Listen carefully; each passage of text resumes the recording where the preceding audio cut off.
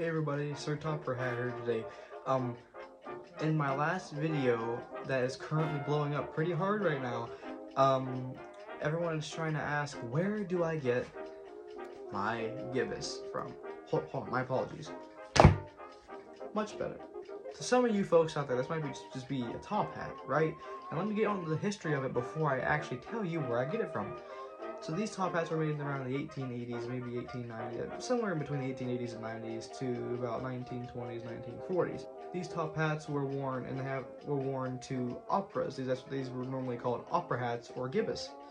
But it's just another form of top hat, pretty much. These have springs on the inside. You can't really see them, but they have springs, 1, 2, 3, 4, to, collapse them. And the reason they collapse them, like so, is so you could put them underneath of your seat at the opera.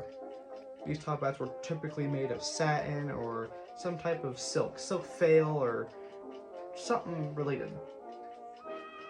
These top hats were pretty fancy and still pretty fancy today and pretty hard to find. Well, not hard to find, just depends on their condition and where you get them from, of course. I don't know.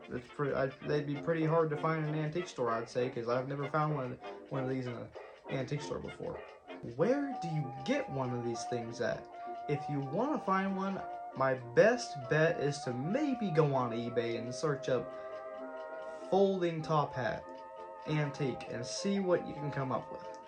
Otherwise, just look for another top hat that doesn't have springs in it. Mine just happens to have springs in it. That's just the way I like my top hat. But this is an antique, and